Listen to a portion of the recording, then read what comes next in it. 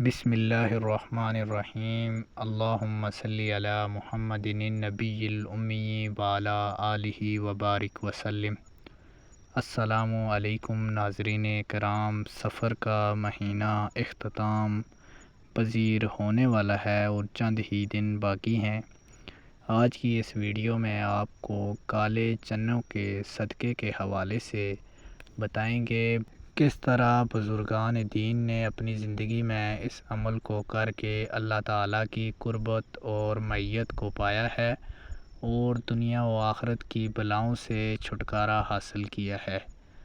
ناظرین کرام، سفر کے مہینے میں آسمانی بلائیں اور زمینی بلائیں اللہ کے نیک اور برگزیدہ بندوں پر اپنی دشمنی اپنا حملہ کرتی ہیں، لہٰذا اس مہینے میں آپ کو جو عمل بتایا جا رہا ہے لازمی طور پر کریں۔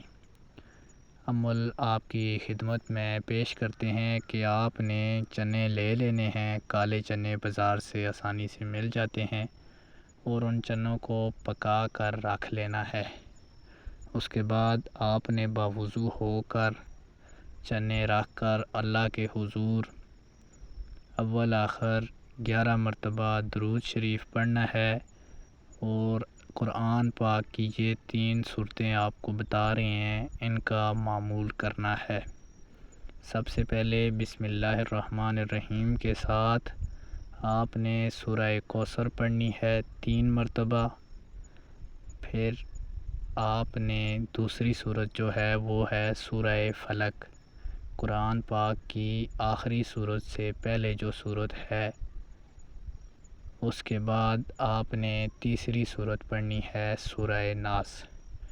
سورہ کوثر، سورہ فلق اور سورہ ناس آپ نے بسم اللہ کے ساتھ 3 دفعہ پڑھنی ہے۔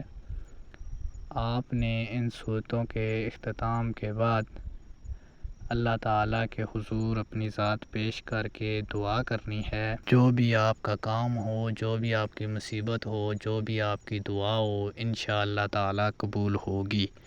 اس عمل کے بعد آپ نے ان کالے چنوں کو بانٹ دینا ہے، چاہے وہ غریب بچوں میں بانٹ دیں، چاہے آپ یتیم بیواؤں نادار لوگوں میں بانٹ دیں، چاہے آپ پڑوسی ہمساؤں کو دے دیں۔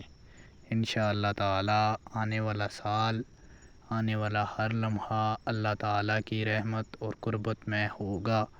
آپ کی دلی تمنائیں، التجائیں، دعائیں قبول ہوں گی۔ ناظرین کرام، آپ کو ہماری ویڈیو اچھی لگی، چینل سبسکرائب کر دیں۔